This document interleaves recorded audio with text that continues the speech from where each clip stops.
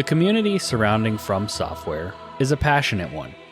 It is a testament to the impact of From's games such as Elden Ring, Dark Souls, Bloodborne, and Sekiro. The members of this community share a common love for the challenging, immersive worlds that FromSoftware creates, and their interactions extend beyond the games themselves, fostering a sense of camaraderie and shared experience. This is a reflection of FromSoftware's commitment to creating games that are not only entertaining, but also foster deep connections among its players. It's a community that thrives on the intricate lore, the challenging gameplay, and the shared triumphs and defeats that are the hallmark of these games.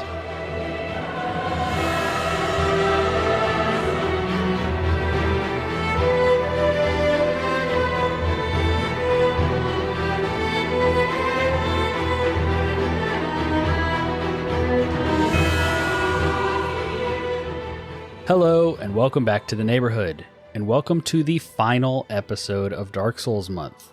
We tried something new this month. For the first 3 weeks of April, we released episodes on Dark Souls, Dark Souls 2, and Dark Souls 3. After that, we ranked all of the FromSoft games and discussed those rankings. And this, the final episode of April, will be a community discussion of Souls-like games.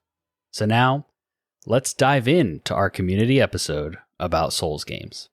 So for this episode, we reached out to our Discord community, which you can be part of, and asked them the following questions. Do you play Souls-like games? Why or why not? Which Souls-like game got you into the genre? Which one is your favorite? What's your favorite boss? Your favorite build type? If you were trying to get someone into the genre, what would you tell them? And anything else you want to include in the community episode. We're going to go question by question and read the responses we got and discuss them as we go. A big thank you to everyone who responded and made this episode possible. Viewers like you. Yeah, exactly. We need your donations. So yes, this is the final episode of Dark Souls Month. I want to reiterate what Dylan said at the end there. Huge thank you to the people that responded, because if you hadn't, we would have had to go to Reddit or something to make this episode possible, and it would have been a completely different conversation, probably. Yeah, that cesspool of scum and villainy. Yeah, exactly. But this, I think it'll be fun. I've glanced through these. I think you've looked at them fully as you were like putting them together and whatever. I've just tried to glance through them so that I can give you the truer reaction experience here.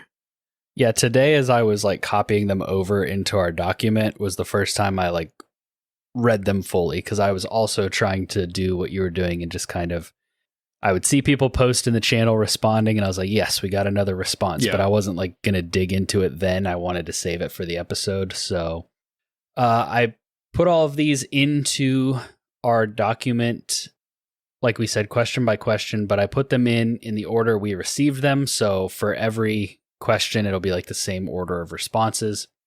So the first question that we asked was, do you play Souls-like games? And the first response we got back was from Kevin, from a Gamer Parents podcast, who we interviewed on our show, if you want to go learn more about what he's got going on over there, and about his gaming history. But he said, do you play Souls-like games? Yes. Love them, especially FromSoftware games. Yes. Which, if you do like a Souls-like game, you probably like the FromSoftware games. But it's good to see that he's played some others too, if we want the genre to grow, we gotta support some of these little indies. So yeah. The next response that we got was from John with no H. That's John, who was the host of the Video Game Lounge podcast. And he said, I have a love-hate relationship with Souls-like games. While I like to be challenged in games, I also don't like to be challenged in games, if that makes sense. Yeah, I mean, that makes sense to me. Sometimes we are coming to a video game to kind of feel that sort of victory rush of sort of adrenaline and dopamine when we finally beat a boss. And then sometimes you just want to veg out or go on a power fantasy or, whatever. And Souls-like games are not always that. A lot of times they can make you feel very not powerful. And they also require a lot of attention. You know, sometimes I'll get done with a day and I just want to like veg out, play something that doesn't require me to pay attention a whole lot. It's just something that's like, I have fun, like Diablo. I have fun with Diablo. I enjoy it a lot. It does not require nearly the same amount of mental exertion that a FromSoft or a Souls-like game is going to require of you. So totally get that. Yeah. And I love the combat in FromSoft games and in Souls-like games. But sometimes, like you said, it is fun to play a more like hack and slash power fan. Like there are other really good and interesting combat systems in other video games that are more about the power fantasy or more about kind of like Diablo, like more about managing your resources and your cooldowns and things like that.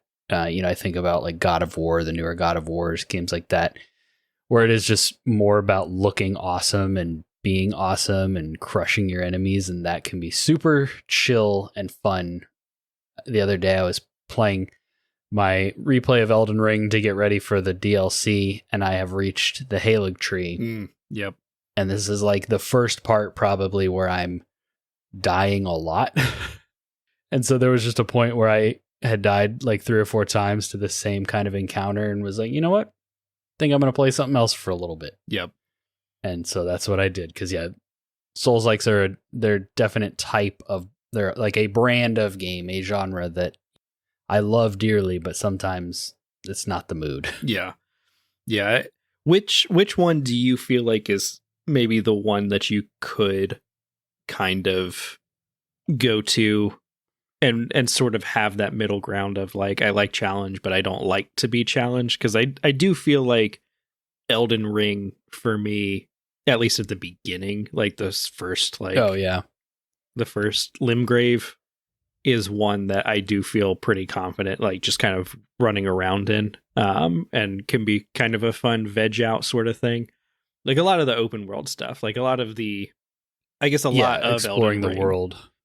The Halig tree is definitely not a spot in Elden Ring where I particularly just have a lot of fun enjoying it, running around in it. And then Bloodborne a little bit too for me, at least like the beginning parts of Bloodborne feel very like good to run around in. The woods, the Forbidden Woods is not my favorite place to run around in, but like the early game of that, I can also sort of veg out to. Do you have any? Yeah, like for me, it's definitely Bloodborne, just because I'm so familiar with that game. Like we did the Bloodborne bingo on stream, and just how familiar and how fast I was able to kind of check those things off. Yeah.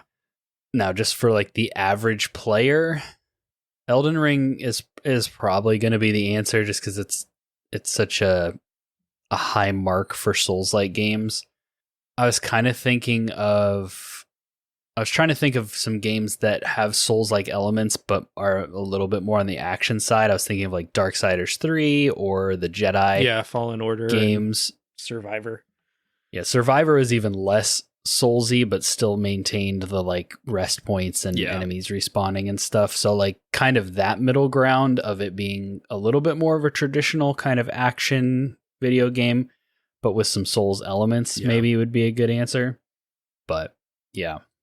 The next response we got was from Katie Shesko, and she said, I've played and got all the Steam achievements for, no small feat, Elden Ring. I'm about 20 hours into Lies of P. I rage quit Neo. Also, lol. Yeah. That is 100%ing Elden Ring is. I also want to throw out there that she did it on 3 playthroughs. She didn't save scum or like whatever. We did, yeah. Like we did, yeah. She New Game Plus and Plus, I think. Yeah. Which, like, nice. It's a lot, running through the game again, you still have to play like a solid chunk of it, but like it's not as demanding as that first time through, but yeah, still she went the distance as opposed to us like getting all the endings in one playthrough. Yeah. She went and did it the legit way. So that's props for that. Yeah, especially depending on like which ending you're going for. Like the Ronnie like Age of Stars ending is definitely the most work intensive, that requires you to go a ton of different places. I think the Frenzy one is not nearly as intensive, and then I guess those are Just the two regular ending is, just beat 4 or 5 bosses, beat the end boss, and then you're done. Well, 4 like lords or whatever. I didn't rage quit Neo, but I fell off of Neo. I was enjoying it. Like it's a whole nother beast, the Neo games. I was having a pretty good time with Neo.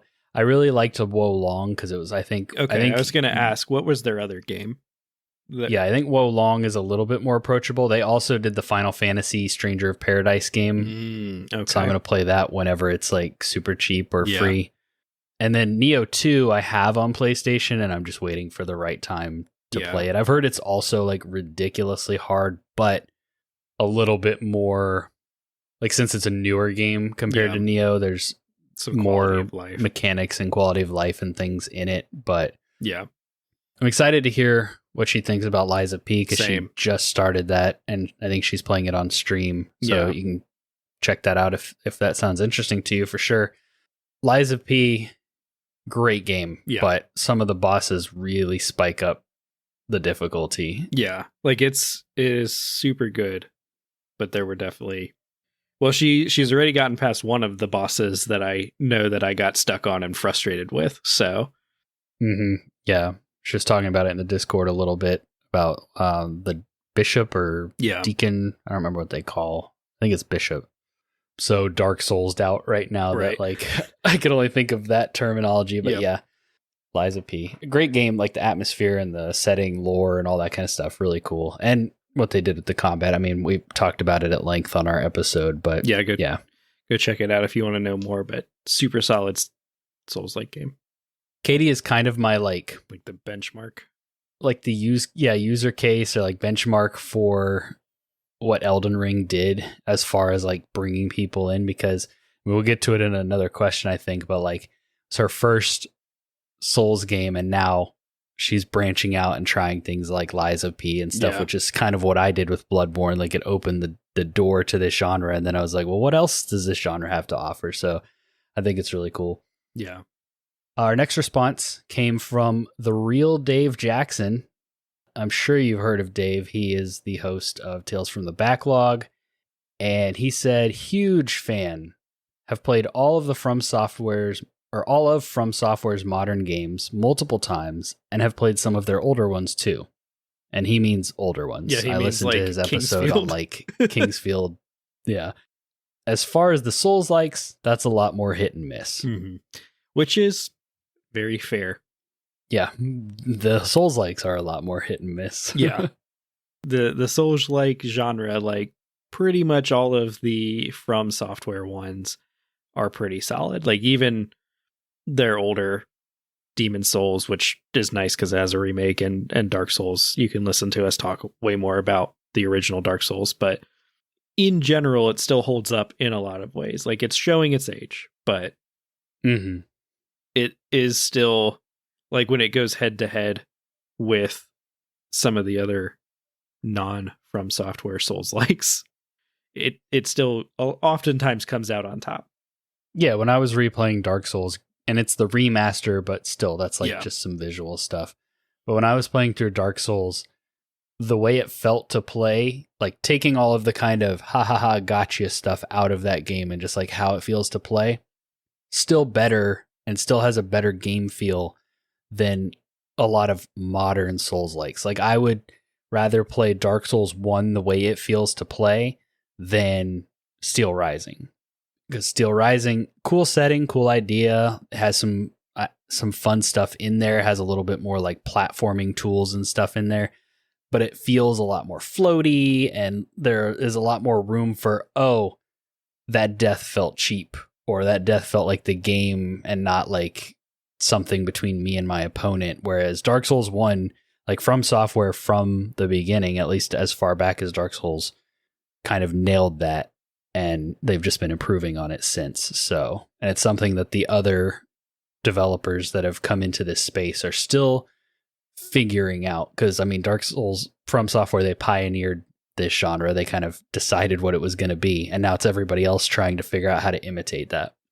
Our next response was from Matthew Bliss, who said, "Yes, I am a fulfilled masochist." There are definitely a lot of pain points in Soulslikes where you're just like, getting beat up again by this boss for the 18th time. Yeah, there have been many times where I'll be sitting on like recently playing Dark Souls 3, fighting the Nameless King. Yep. My wife is just like, "What are you doing?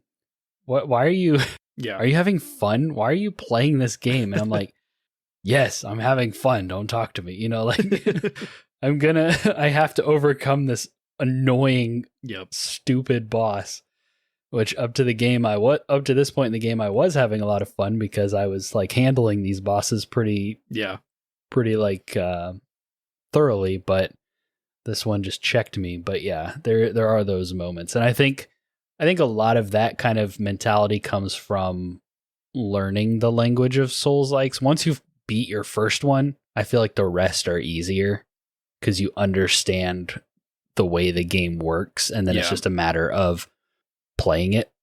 That first one is always a lot more brutal. Yeah. Of what it's like the school of hard knocks. You're learning the hard way. And, just a lot of people like challenge in their video games, and Dark Souls or the FromSoftware library in general held up usually as some of the hardest ones out there. Yeah. Not always, but, like they are tough games. And there's something that comes with like overcoming the challenge that is very nice. I'd still like to see them incorporate some sort of way that you could turn on to make it easier, or at least signpost how to make it easier, but definitely understand the I like a challenge sort of thing. So yeah, and Matthew specifically, as we get further into these questions, he is that type of gamer. Yep. So we'll see that come through. Our final response for this question was from Boba Defett in our Discord. That is my friend and coworker Devin, and he said, "Yes, indeed." Indeed. It's a little Stargate reference for the one of you that understands that. So yeah, that one of you is not me. So our next question was why or why not? So Kevin said that he enjoys the challenging PvE content. The harder the challenge, the more rewarding it is to overcome it. Yeah, kind of like what you were just saying a minute ago. Is like with that challenge comes it's that thing. I mean, it's kind of just like a rule of life. No risk, no reward kind of thing, or higher risk, higher reward. Like they talk about it in investing. They talk about it in just like doing things with your life. It's similar with video games in that, like you were saying, or we were both saying earlier, sometimes that's not what you're going to games for. Like you just want to chill out. You just want to veg out. You just want to relax, have some downtime, whatever. But sometimes it does feel good to like set that goal in front of you. And then, the first time you face Gascoigne, you're like, there's no way I can ever beat this boss and get through this game. And then now I beat Gascoigne on my first try without using the music box, without burning through blood vials. Like I whiff a few parries, I get hit a few times, but like it's a pretty smooth fight, and that feels good. Yeah. Well, and it's definitely one of those things where a lot of games in this day and age, for better or worse, want you to be able to beat them. Yeah, because there's such an investment on the part of the publisher. Yeah. It's, like there is a lot of thinking that it's like, well, we want people to enjoy it. What do people enjoy? They enjoy winning. And so we've got to let them win. At least in like a PvE game. Right. And so I personally don't think it's, bad or wrong for a game to ship with like some difficulty options, or, you know, to after you've failed a thing several times, if it asks you to, you know, hey, do you want to like do this differently or whatever. But for what it's worth, FromSoftware has kind of just been like, nope, our game is challenging and this is the way it is. And like, there are mechanically things in the game that you can do to make it easier on yourself, but we're not going to tell you what those are. You just got to figure that part out. Yeah. And it usually is pretty hard at the very beginning as you're learning, as you're teaching, as it's teaching you how to play it. And then it gets easier with time. And then, like you were saying, eventually you can overcome it. And like you said, that's just like psychologically, we all like to feel like, hey, I've overcome this. And being able, like, FromSoftware games in particular are very good about letting you kind of see how far you've come, because you're like, oh yeah, I remember like getting beat up by this guy. You know, you're replaying the game now and it's like, boom, got him in one shot. Or you go back through an area like Dark Souls 1 was really good about this, where you'd constantly kind of be cycling back through like the first couple of areas that you were in, just because shortcuts kept leading you back to them. And then you'd run through that area that you struggled with at the beginning of the game, but now that you've gotten better and you have better gear, you're just like killing that stuff. And it's still dangerous to an extent, but you've grown, you've become a lot better as a player. And so it kind of keeps showing you like, hey, remember when this little part with all these little hollows sucked? Like, now you can just waltz through here pretty good. Mm-hmm. So yeah. So Katie says that honestly, she does not typically choose these types of games. She plays games to de-stress and have fun, and constantly dying to a boss or getting stuck in an area for 2 hours isn't fun sometimes. And I wholeheartedly agree. That is my biggest issue with Sekiro, is I personally I stopped having fun at certain points in that game because I was stuck on a boss and there was no other way around it besides beating it. So totally get that. And that is my biggest issue with Lies of P. Because the last boss and then optional last boss of that game are just ridiculous. And the only way, like, the strategies to beat the last, like the main last boss that you have to beat before picking your ending or whatever, the strategy is like spam throwables, which just isn't fun when you're it's cool that the items in Lies of P actually do something. Yeah. But it's frustrating that it's tough, like that's kind of the optimal pathway. And I think if Lies of P had the community around it that FromSoft has, there would be like optimal builds and things like there would be a lot more resources to look to. But as it is, it's like, man, you even, and I'd say even the last two like levels of that game, I did a lot more running than fighting because it just kind of spiked up. So there is something to be said for, there's a balance. And I think especially with Elden Ring, FromSoft they're the closest they've ever been to perfecting it, between presenting what feels like impossible challenge and then having you overcome it with like within that margin of not getting frustrated. You always like to bring up Sekiro, which is a valid comparison or a valid kind of example for this point. Sekiro was intentionally made to be that kind of like pixel perfect experience, where I think that in the rest of their Souls style games, you have a lot more experimentation. You know, if you decide you want to go in just built like a tank and just take hits. Yeah. And trade hits, like that's an option. If you want to try to play it like Sekiro and parry everything, that's an option. If you want to try to use a bow and stay far away from the boss or spells, like those are options. So I think that From has done a pretty good job, especially in their more recent games, of finding that balance. And that is kind of the thing with these games, is like there's a threshold and it's different per game and per like how much BS you're willing to put up with. Cause like I'm much more willing to put up with stuff in Sekiro than you are. I'm much more willing to put up with stuff in Bloodborne because I just love that game. Whereas in like Dark Souls 1, I'm way less likely to put up with stuff because I don't love that game as much. But whenever you hit that threshold, it like instantly flips over to, yeah, now this is annoying and not fun. Yeah. Let's see. Dave said that he likes the puzzle aspect of combat, but not necessarily the punishing difficulty, which is why non-FromSoft games are hit and miss. FromSoft has best-in-class level design, exploration, art direction, and atmosphere, and that's what he's really after. A man after your own heart. Yes, I 100% agree with Dave, where I do enjoy the combat, and I do like the challenge, but as soon as it kicks into like I know what to do, I'm just having difficulty executing this because of, just like mechanically I am hitting the wrong buttons or whatever. It's like that's the part where it's like this is not fun. But FromSoftware has some of the coolest levels and, in my opinion, some of the best exploration. Like I'm playing through Bloodborne again. I know what's down like every alley in that game. Like I've been down every alley in that game, and I still am going down every alley in that game, exploring it again because it's so fun. Yeah, you're like, do I need this jar of oil? No, not really, but I love poking around in this world, yeah. And they're very good about like if you can go somewhere, there is something here for you to find. It may not be, like this crazy powerful weapon or something like that, just because you happen to like jump across and land on a cliff that you happen to see out of the corner of your eye or something like that.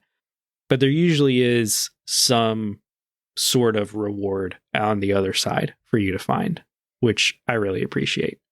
Well, that's what made Elden Ring so refreshing and so unique in a world of open world games, was how every like poking around that world was so rewarding. Like people compare it to Breath of the Wild.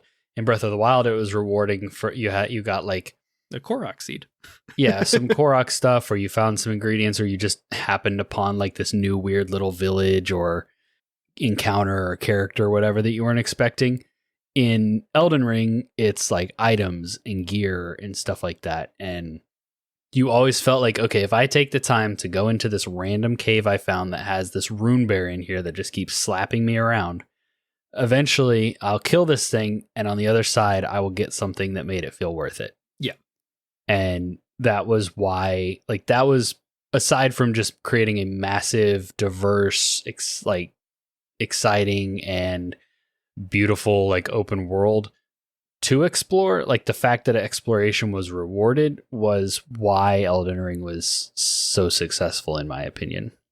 Also, Torrent just made the... Can you imagine playing Elden Ring with no mount? It would have been a nightmare. Yeah. But yeah.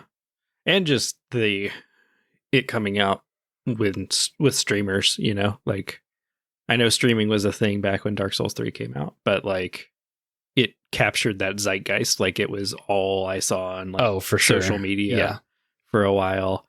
So yeah, huge. Let's see. Matthew says that he has a strange compulsion to beat his head against metaphorical walls until he solves a problem, and that Souls games offer a unique way to address that quirk in his personality.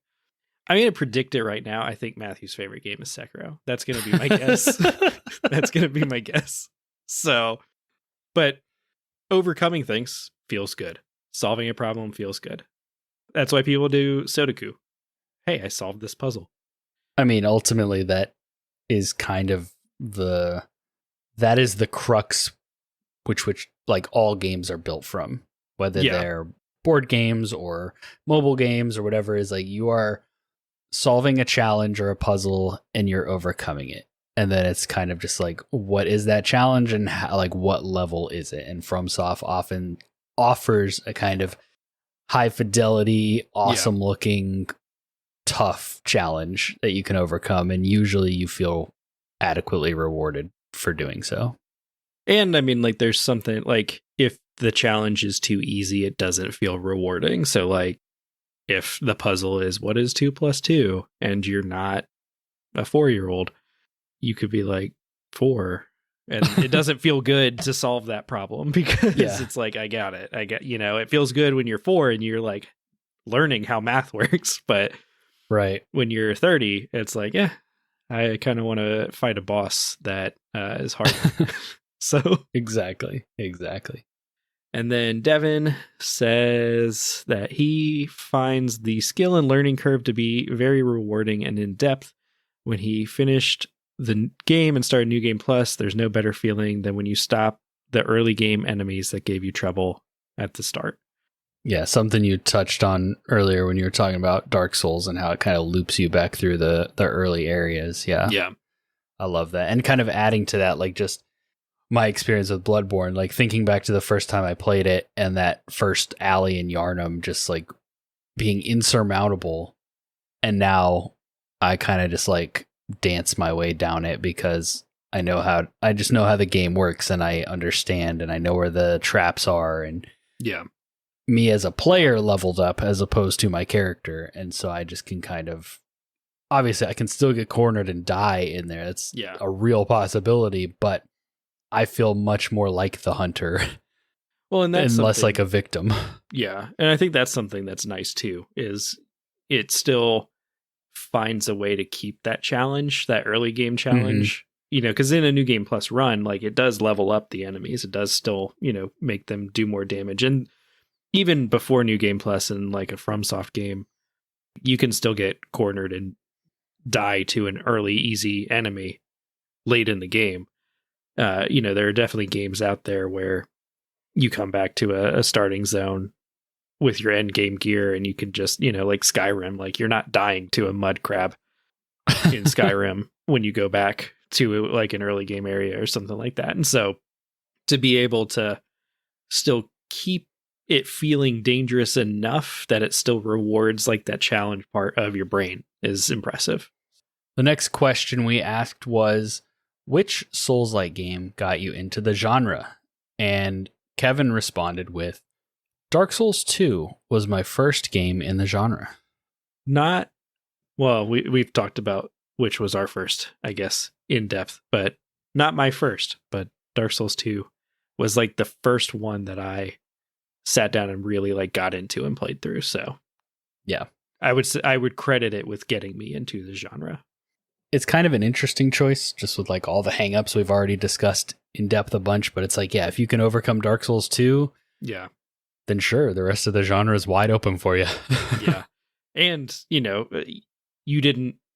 I think there was a lot of criticism from people who came from like Dark Souls 1 or who have played other games and are now going back to Dark Souls 2 versus when it's your first one, you don't know what you're missing. You're just like, you were learning that language. It's kind of like that interesting discussion of like, if Sekiro is your first FromSoft game and you learn how to play Sekiro, it's probably so much easier than the rest of us that have played a bunch of FromSoftware games and are now trying to understand how to play Sekiro because it's like we're learning a separate dialect within that language versus you were just learning that language by playing Sekiro. So yeah, it's a good point. John said, when Dark Souls 1 released, I was blown away. The combat was brutal, yet rewarding if you developed patience and understood what the game was asking of you. Yep. 100%. And I mean, like, it is the one, like, Demon Souls was well regarded, but I think Dark Souls is really kind of where the genre took off, so. Yeah, it being multi-platform did a lot for it. Locking the kind of father of the genre behind one platform. Seems like help. A Sony move. Weird. Katie said, Elden Ring for sure, though I had no idea it was a Souls-like when I first bought it. Thanks, Twitch chat. Lols. Yep. That is kind of like what you were talking about earlier, sort of that case study of like somebody who is not normally into Souls-likes sees it.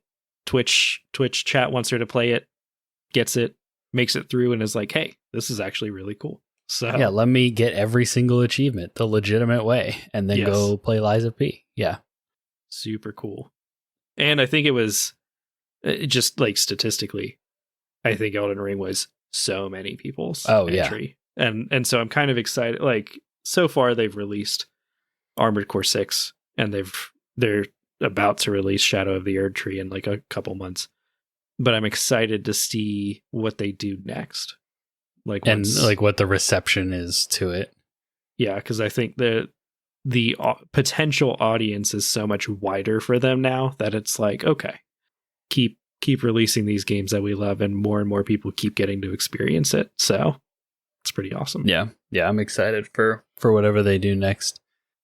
Dave said, Dark Souls 1, back on the Xbox 360.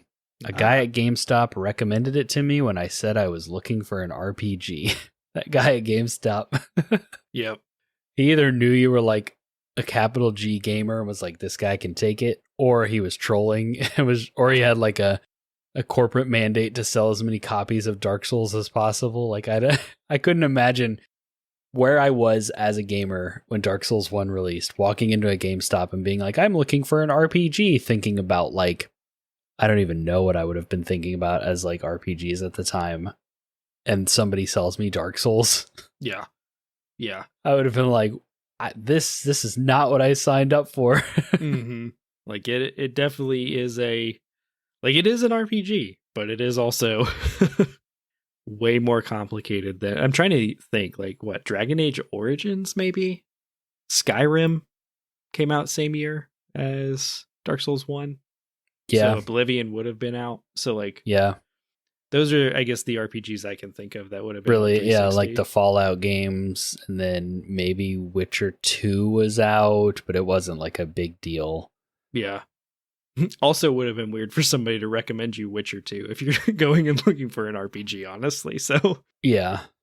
Our next response from Matthew was, Bloodborne was my first true taste of Souls, but I have since played bits of Dark Souls, Elden Ring, Lies of P, Sekiro, and more. Nice.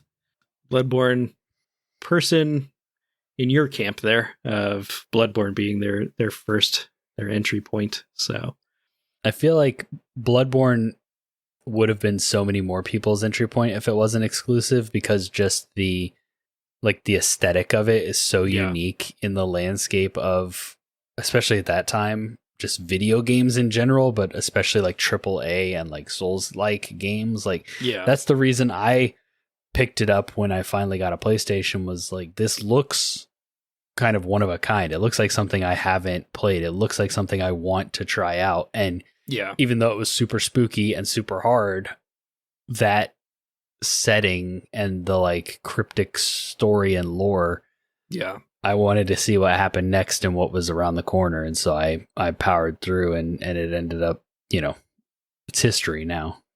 Which makes it mind-blowing that in this day and age after Elden Ring, Sony is still not remastering Bloodborne and releasing it on PC as well. I mean, we don't know they're not, money.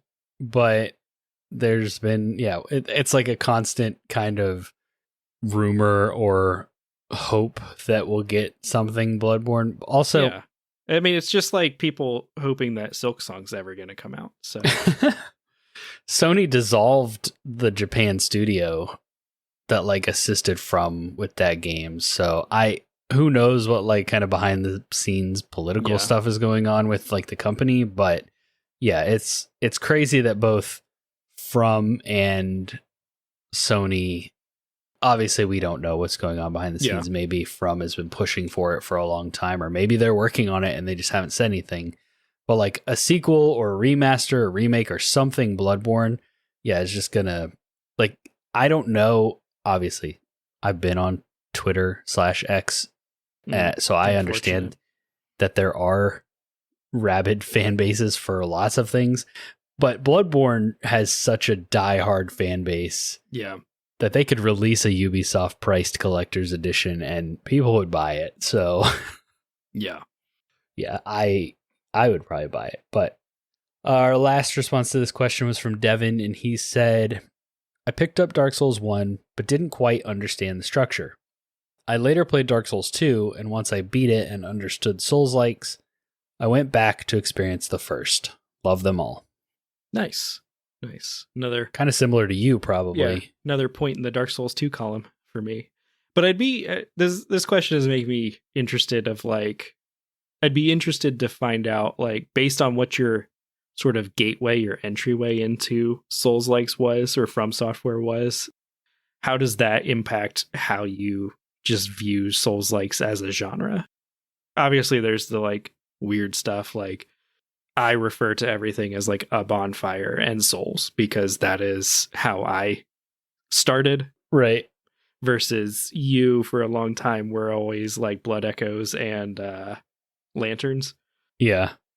And I would imagine like Katie is more of like a Sites of Grace and well, what is it? I don't know what they call it in there. Runes. Runes. That's what it is. I call them souls. So like obviously there's like the little stuff like that, but I'd be interested to see like, because I played Dark Souls 2 as like my first entry point, like does that change how much BS I'm willing to tolerate in a game? Right. Yeah. If you learned on Sekiro, does it make you way more likely to roll like a dex build or something? You know, like I'd be interested to see like just some of that stuff. Yeah, I'm sure. Well, I'm not sure. It'd be cool if like FromSoft had that data or if like that data existed. But yeah, it's right. You'd have purely to like, speculation on our part. Yeah. You'd have to send it out as like some sort of survey or something at this point. All right. So our next question is which Souls-like is your favorite? So Kevin said it's hard to top Elden Ring. And I would 100% agree. If you listen to our if you listen to our last episode, we ranked our favorite FromSoft games. And the only reason Elden Ring wasn't either of our top games was personal reasons of like, we just happened to have a different game that theme wise and just like nostalgia wise, we put it top, but like definitively Elden Ring is really hard to top. Yeah. And for me, like Elden Ring is half a step behind my number one. Like it's a close second. Yeah. Your rankings are just like a flat podium where every game is mostly the same. So all right, let's see. Katie says it's hard to say. She's liked playing Elden Ring a bit more, but absolutely loves the aesthetic of Liza P. Story is interesting so far, and it's nice that the levels are contained, which I understand. Liza P definitely had a way more straightforward story than pretty much any FromSoftware game, which I appreciated. And it was like a cool robots rebelling kind of story. So, yeah, like a weird sci-fi twist on classic fairy tale. I'm not sure what Pinocchio falls under, but yeah.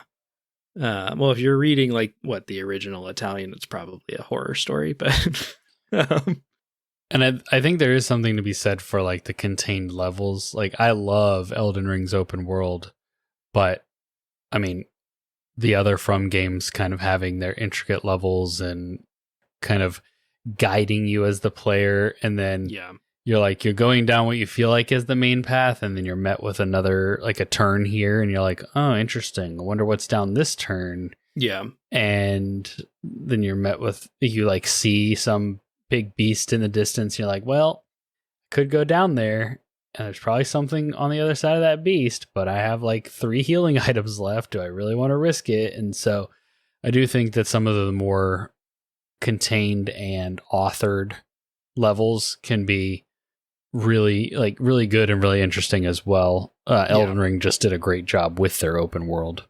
Mm-hmm, exactly. And Liza P reminds me a lot of like a game like Dead Space or like Resident Evil, where you're kind of wandering through a very intentional and crafted environment. Mm-hmm. And like Dead Space, it's like you have usually like your sort of hub, and then you'll go out, you'll do something, you'll come back, and then you'll go out and you'll do something, you'll come back. And that's, I like that design, and I did really like that about Liza P. Dave says Bloodborne, hands down. It has the best combination of all the things I listed earlier about why I love these games, plus the combat is a lot more dynamic and visceral. Visceral. Great choice of word. Yes. So 100% agree. Like I said, I've been replaying Bloodborne, and that combat is amazing. Especially after coming back to it from like Dark Souls 1, 2, and 3, I'm like, this combat feels so good. Not that their combat didn't feel good, but the style that I play these games in is way more suited to Bloodborne than it is to hold a shield and block.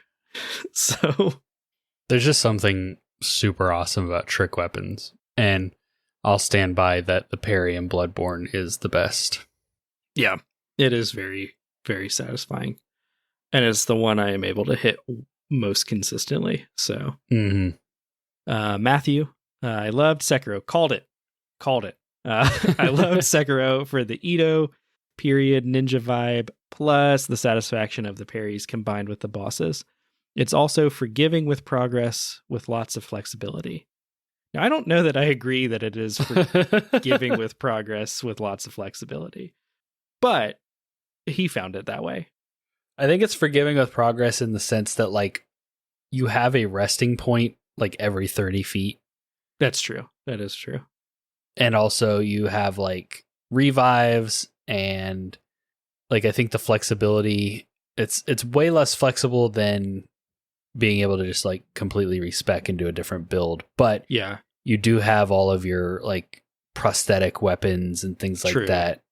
And you can try to stealth encounters, and all of that is good and does provide some flexibility. Ultimately, it's still probably the most rigid FromSoft game. Like, there's no arguing that when you compare it to a game where you can literally either cast magic or go in with a katana. Like, yeah. But I do think that because Sekiro was so much more action focused, like they were a lot more generous with like resting points, and like you're right outside the boss when you die and things like that. Yeah, I'm trying to think back. I feel like there aren't even really that many bosses, if any, where you have to like kill something before you just get back to the boss. Like Lady Butterfly, I think there's like 2 dudes between you and the boss. And maybe the Flaming Bull had a couple guys, but you could stealth behind them. Yeah. But I think most of the bosses I got stuck on, I think it was pretty much just the like reload and try again. Yeah, reload, try again sort of thing. So definitely I would agree, forgiving with progress. Other than you like instantly lose your leveling up currency by like half, and there's nothing you can do about it. There's no picking up your souls. It's like, they're just gone. They did have like gold bags where you could kind of like hoard your money, but yeah. Well, and I never found myself because like getting stronger wasn't tied to spending that currency, right? Like you bought skills with it. Yeah, like you could buy skills with it and items, but like getting more powerful in the game was like an item that you picked up and then never lost, right? Or like your power level increased. I forget exactly how they did it, but it was like it's how Elden Ring's doing the new DLC, basically. You would increase your health, and you would increase your health replenish, and you would increase your revives, and you picked up like the second sword. Well, there was something where it would like make you more powerful. Like it was like your combat power or something. And it was either like beating certain boss. No, it was after you beat a boss, you could go into their memory and fight them again or something. Or you could experience their memory, like the horse guy. Yeah, you could refight the boss. I never did that. Did that give you perks? Yeah, like if you experience their memories or something like that, it would make you more powerful. Oh, yeah. Basically like spending the boss soul would like boost your stats. Yeah, I thought you meant like refighting the boss. Yeah. No, the currency you lost on death is what you would use to like buy the Mikiri buy the Mikiri counter, or buy the like Ichimonji, things like that. So I guess my thing was like I never felt like I was not able to buy the moves that I wanted. So yeah, because you bought the like prosthetic upgrades and stuff with like things you looted off the ground, like iron and crap like that. So let's see, Devin. Sekiro is his favorite, but Dark Souls 2 will always have a special place in his heart because it got him into the series. I was surprised in our relatively small pool of the community here. How many shout outs to Dark Souls 2 we got? Yeah. If you just go online and listen to the general discourse, I mean, I feel like it's shifted. Big ships turn slowly or whatever the metaphor is, but like generally it was the black sheep, like the hated game, the worst Dark Souls. Like I think people are coming around. Also, it's such a I hate even like veering off into this topic, but it's like when things are current, just the hate is louder, and the hate is coming from like 10% of the people who actually engaged with the thing. And now that the hate has died down into people who only find value in their lives by like shit posting have moved on, the rest of the community is like, Dark Souls 2 wasn't that bad. It's kind of like the Star Wars prequels, except it's more like we just all grew up and decided now that we're the ones on these online communities, we're like, you know what? We kind of like it. Yeah, it has its problems. Like the acting director should have been fired, but still not terrible. And we like Hayden. So yeah. And then in 25 years, your daughter will be like, episode 7 was my favorite. Nah, she'll be like, episode 10 wasn't that bad. Yeah. Yeah. Hopefully she'll be like, I really like the Clone Wars and Ahsoka. Yeah. But maybe. We watched that before she can really probably develop memories about it. So I'll have to go back and rewatch. But yeah. But it is like just kind of interesting, and I think cool to see people who like I think nobody in this pool that we surveyed would go onto Reddit or Twitter and just talk about how like terrible things are. So it's cool to see Dark Souls 2 kind of rise to the surface and be like, yeah, I mean, it did some weird things. It had some quirks that maybe weren't the best choice, but still a good game, and we all kind of still look back on it fondly. Exactly. So the next question we asked was, what's your favorite boss? Kevin said, in Dark Souls 3, the fight against Lothric and Lorien, the younger and elder princes. My best friend had come over and we spent almost an entire day on this fight. There's multiple phases, and at some point, one of the princes revives the other. Needless to say, there were many points that we thought we had beaten it, but quickly realized the fight wasn't over yet. This is one of my favorite memories in gaming. Mm-hmm. That's awesome. I could totally see that happening. It was kind of like the big shock with like the Guardian Ape in Sekiro when you like beat it and then it starts fighting without its head or whatever.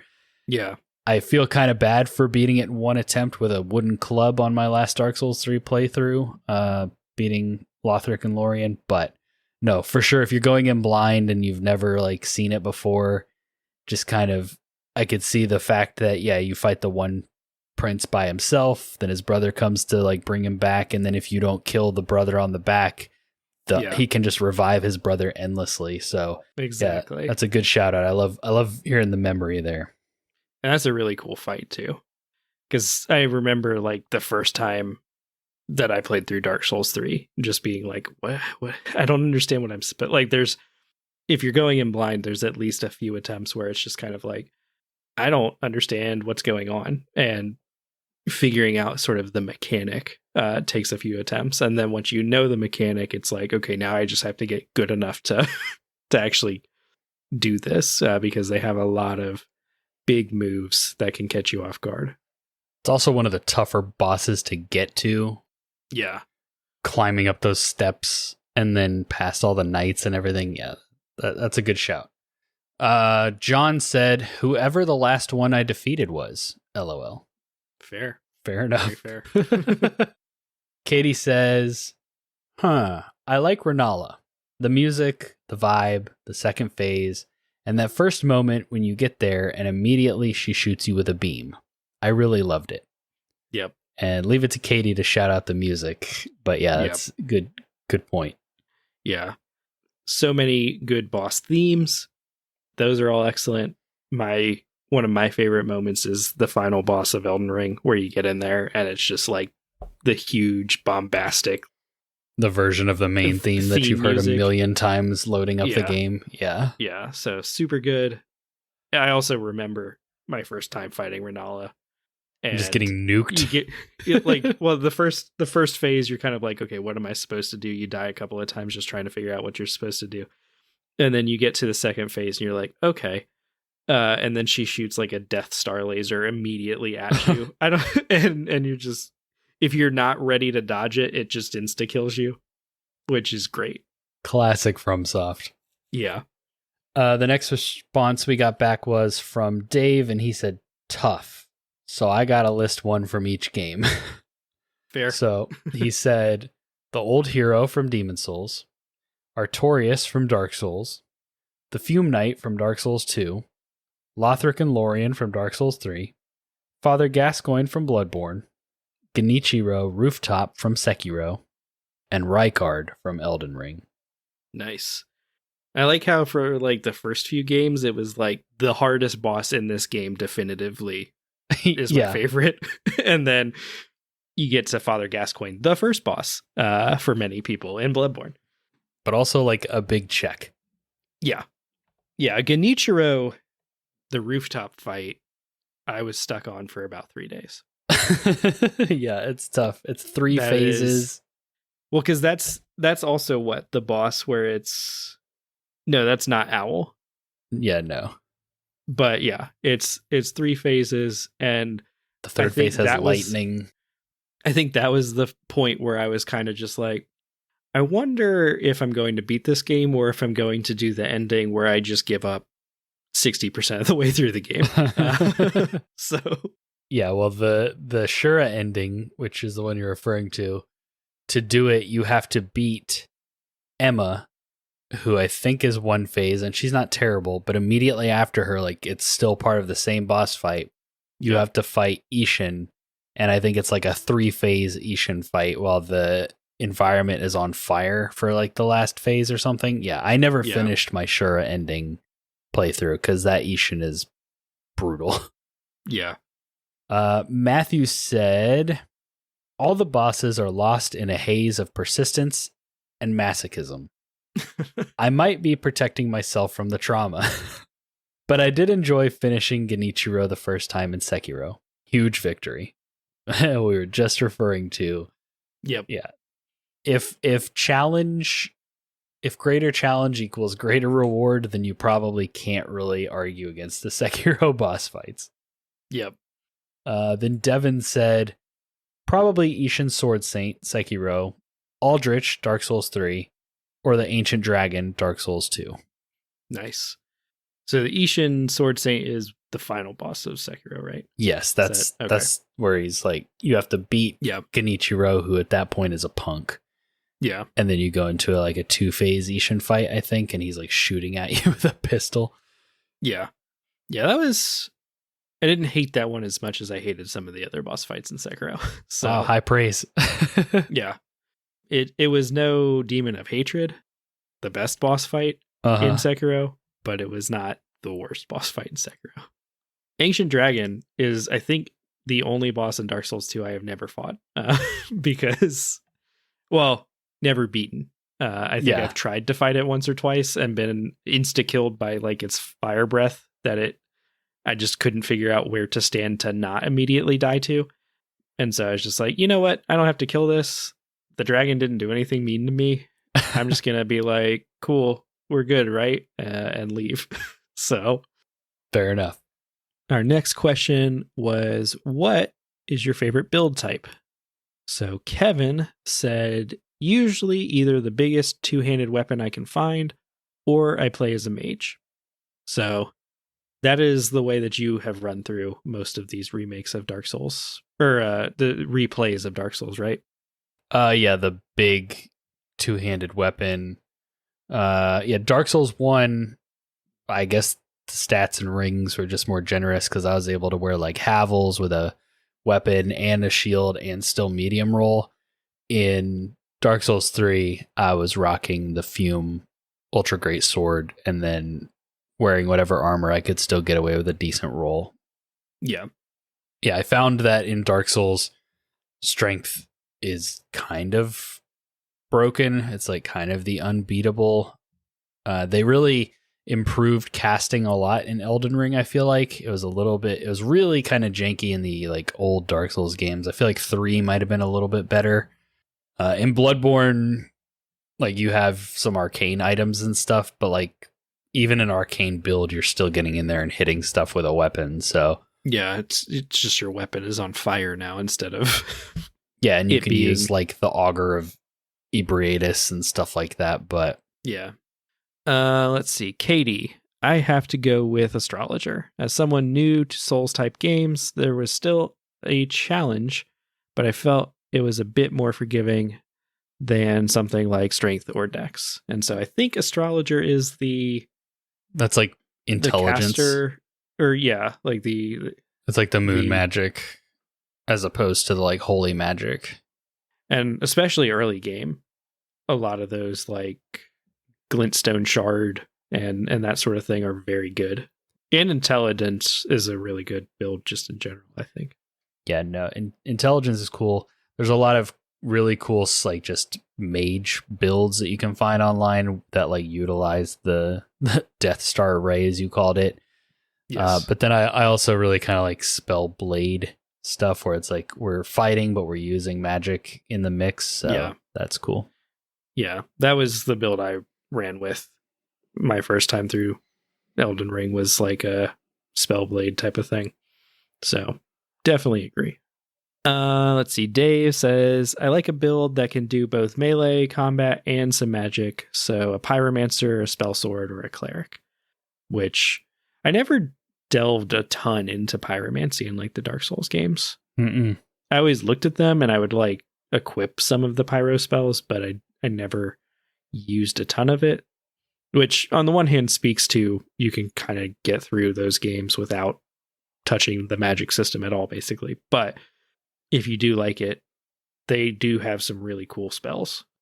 Pyromancer seems kind of like the least commitment kind of caster spell type. So like that, I would be interested to play around with Pyromancer. I just haven't similar to you, just haven't ever done it. There's something satisfying about sword and rolling and blocking and stuff like that. It just feels like the way. But yeah, I did have some like frenzy spells on my darks, like my first Elden Ring character. Yeah. So a little bit of that like kind of fire magic that can hurt you. Matthew says he likes high dex styles, often a dual wielding build, which has been hit or miss in older FromSoftware games, I feel like. Yeah. Dark Souls 3, Dark Souls 2, I guess, if you were doing like the power stancing, felt pretty good to dual wield to me. But before Dark Souls 2, power stance, like if you weren't power stancing in Dark Souls 2, it didn't feel good to me. But I think I played through Dark Souls 3 with 2 like weapons, and then Elden Ring, I basically just never use a shield. Yeah. Let's see. Devin said his default go-to is 100% heavy armor and huge weapon with a huge shield. Despite Sekiro being his favorite, he plays slow and tanky, which is it's a style that I want to try out because I have never done like full heavy, no rolling. Full heavy, yeah. Or just like you roll, but like your character kind of just like topples over and then slowly picks themselves back up. But it is an interesting like style that I've not really delved too much into that I think would be cool to try out. Our next question was, if you were trying to get someone into the genre, what would you tell them? Kevin said, prepare to die a lot. Also, be patient. Give yourself time and be ready to step away from the game for a bit if you get frustrated. Yep. It's good advice. Like setting that expectation of like, it will be tough. You will die. That is okay. Katie said, patience, patience, patience. The bosses are designed to be hard. You need to learn the movesets and practice the timing. Yeah, you can't just go in there blindly and just button mash. Like, that's not what this game is asking of you. You have to understand what the boss is doing and how you can counter it or when you can get your hits in. Yep. Learning that moveset too involves dying. Yeah. Oh, for sure. Like it's gonna take a few times of at least getting hit, but probably dying before you're like, okay, I understand what the boss is trying to do here, and now I know how to like deal with that.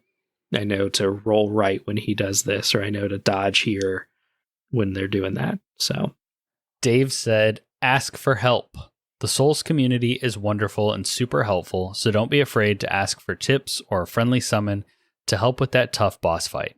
And while you're playing, be mindful of exploring and taking in the signs. FromSoftware are great at environmental storytelling. Yeah, so kind of a little bit two-sided there. For sure, the Souls community, I feel like, gets a bad rep because of the get good thing, but when you're playing the game, a very small part. Yeah, there's almost always active players that you can summon in for fights. You could probably find active communities in like Discords or online to get somebody to help you, either help you outside the game with like build or gear kind of questions, or someone that you could be like, hey, I'm struggling with this boss in yada yada game, and they'll be like, oh, okay, let me just hop in my character and you can summon me with this code and we'll go take them on, whatever. So like, I mean, there was a whole thing that spawned out of Elden Ring with the like let me solo her that like took on lore of its own. So there's the Souls community, it kind of has that slight bad rep from that like minority of just get good, but like Dave said, there's actually, it's a bunch of people that have found that they've found what's special about these games and they want you to find it too, and so they're totally willing to help you out. And then slowing down and actually like looking at stuff in the games is something I don't always do, but I really appreciate going back and like watching lore videos and being like, oh man, that's crazy that was there and that connects to this thing and that represents that, which means this. Like the environmental storytelling and the lore and the things FromSoft puts in their games is just ridiculous. Yeah. And, there are, like we've kind of alluded to and like we've talked about in some of our, bigger deep dives, like there are ways to make this game easier. Like there is not a difficulty slider in the game that you can go to, but the community, for the most part, like there are people that will just be like, we'll just get good. But the community, for the most part, is like pretty good about like, well, hey, here's how you can make the game easier on yourself. And like you said, doing summons, like there are some people out there who would tell you you're not really playing the game if you're using summons or whatever, but ignore those people. They suck.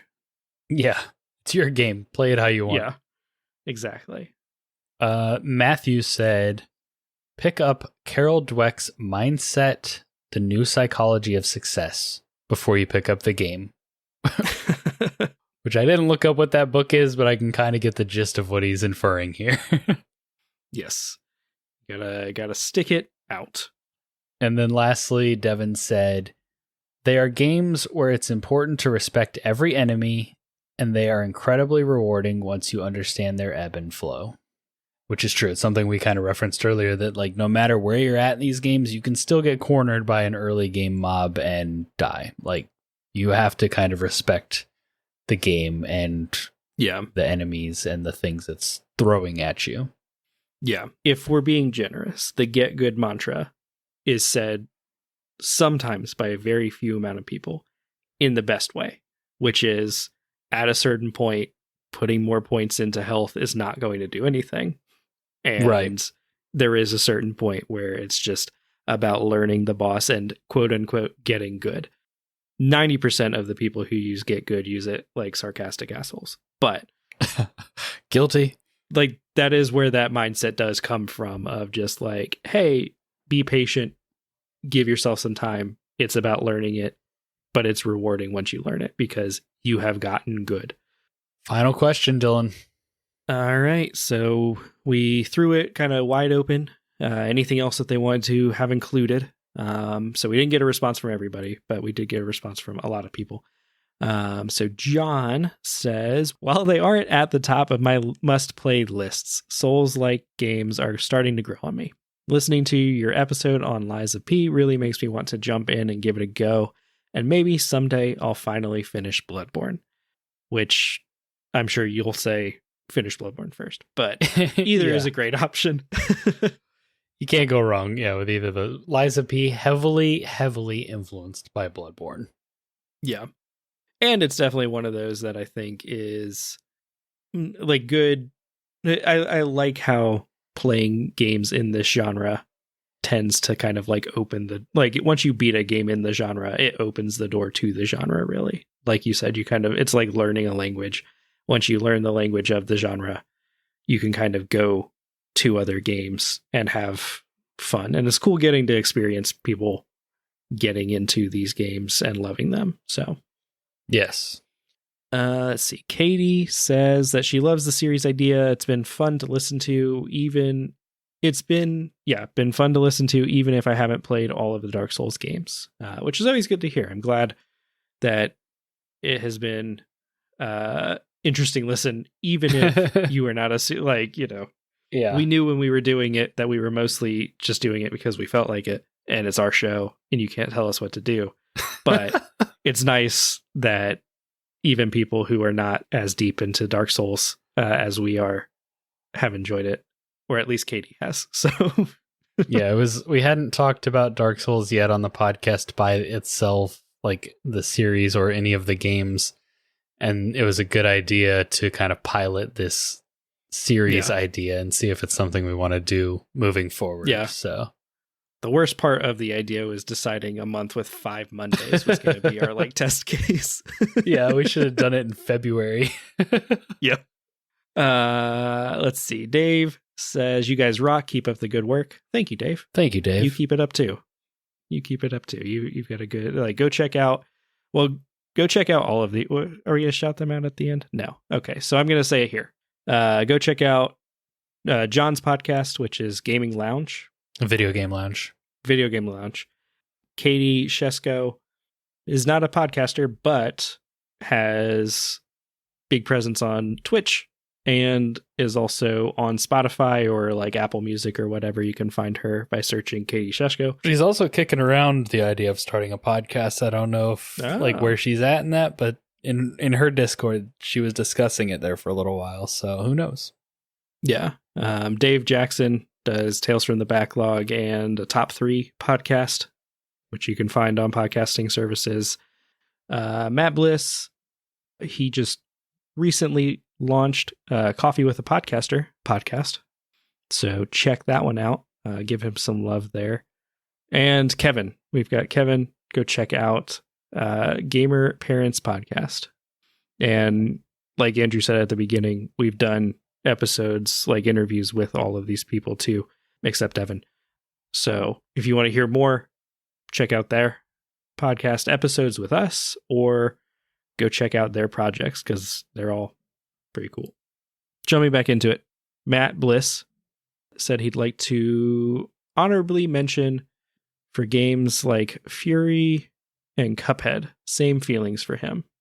Fury is a game that I have on my Switch wish list, and I'm kind of waiting for it to go on sale. I'm also not like super sure how it runs on Switch, but like it looks really cool, and I think it was Matt who like put me onto it and told me about it maybe when we interviewed him, and so it's one that I definitely want to check out.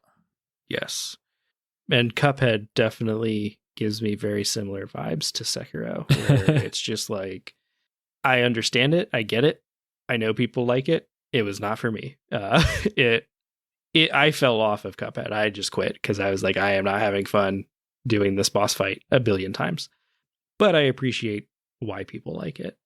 I've not had a ton of luck in the 2D side-scrolling Souls-like genre. I think that's just like not your thing. Kind of like the top-down Diablo-like genre is just not really my thing. So I can appreciate what those games are doing and why people like them, but like when I play them myself, I kind of feel like I could be playing something else that I enjoy more. So yeah, well, and it sucks because so many of those games have such a fantastic like art style and do some really cool things. I just can't get into them, and it's unfortunate. I wish I could get into them more.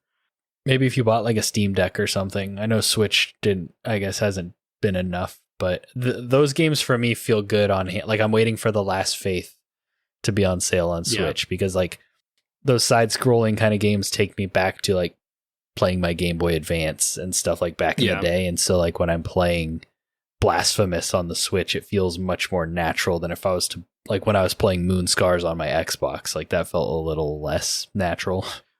Yeah, well, and I've got Blasphemous on Switch. I've got the only one that I've ever really been able to get into is Hollow Knight. Yeah. I've got Dead Cells, which I know is not quite the same, but I kind of count it as similar. Morbid, I think, is one that I have. It's a little more top down, but still kind of like that pixel art. Yeah, Salt and Sanctuary is another that I've tried out, and maybe like one or two others. But I've just not been like, I picked them all up on sale on Switch, and I've just never been able to like seal the deal with them. Right. Let's see. Devin says, I love the bosses. Take cues from the music to line up their attacks. Incredible design. I also struggle with easy bosses like Ocelot and have an easy time with bosses like Dancer of Boreal Valley and Pontiff Sullivan, which is pretty cool. Something we talked about when we did our like tier list with Dave was just like how certain people struggle with like certain bosses that other people find easy. It's just kind of an interesting phenomenon in the Souls community. Well, like Shadows of Yharnam is forever the bane of my existence. Easiest boss in the game. The reason I love Aldrich so much was due to us killing each other at the same time. It triggered the cutscene, then teleported me to Dancer of Boreal Valley. Once the cutscene was over, I died. Then I respawned outside of Aldrich's area. So that's kind of like a pretty cool. Yeah. Came right down to the wire on it. And he managed to get the victory because like every time I've killed a boss at the same time, like it seems that it always goes in the boss's favor. Mm-hmm. And then lastly, he hated Sekiro at first.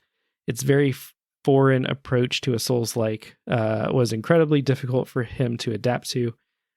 He saw one video explaining it as a rhythm game and fell in love with it, which... I had a similar experience, where... Maybe I just need to turn up my volume more.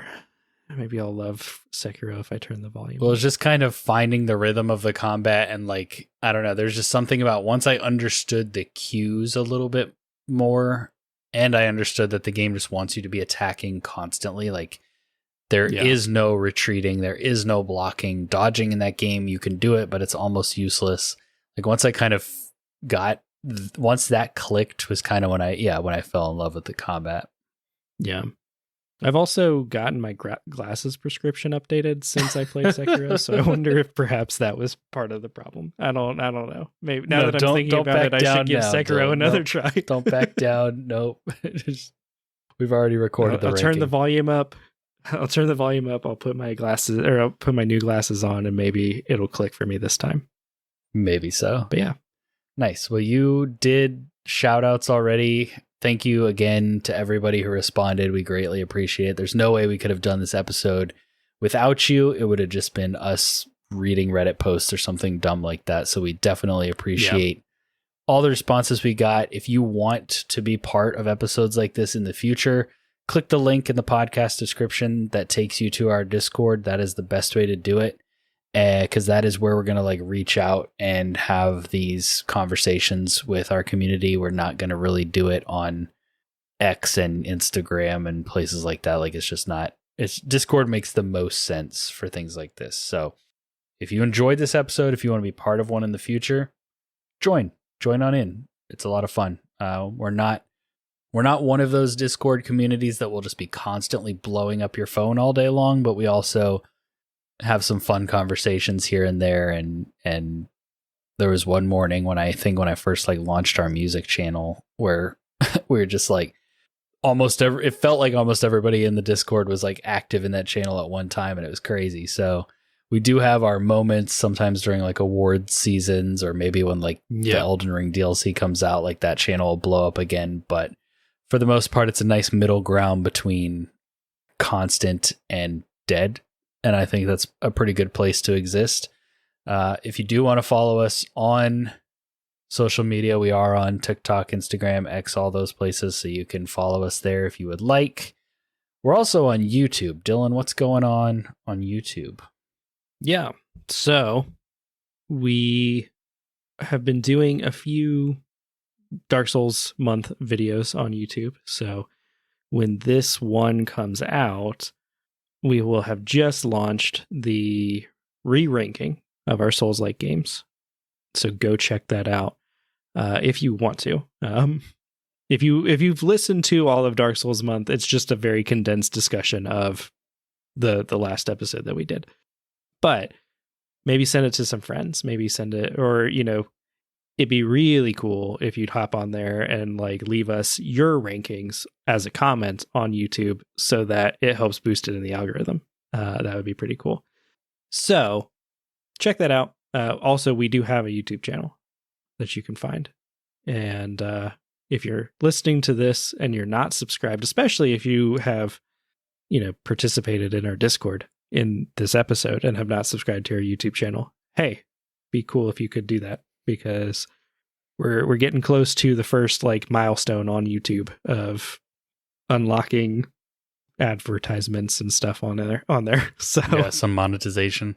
So that pretty sure that everybody that responded to this post is subscribed. But I was gonna say I'm 99% sure. But if on the off chance you haven't, or you have a friend or significant other that you can be hey, go subscribe, that could be cool. If you could just go make an alt account and subscribe with that. No, but this is the end of Dark Souls month. We will be back to your regularly scheduled programming next month with some Neighborhood Watch content, some interviews. We got a couple things we're trying to line up right now. So we've got stuff like that coming down. I know we've got at least one deep dive that we're ready to go on that we'll be talking about probably with Aubrey. Will be returning for that one. We'll be ready to go by the time that comes out. Most of us are ready to go on that one. Yeah, so we'll be back to our normal flow of things. If you enjoyed this month, if you'd like to see us apply this format to another series of games, like let us know. Love to hear that feedback. But yeah, this has been a lot of fun. Again, one final thank you to everybody who responded. We appreciate it so much. This has been Dark Souls Month. Thank you so much for listening, and praise the sun.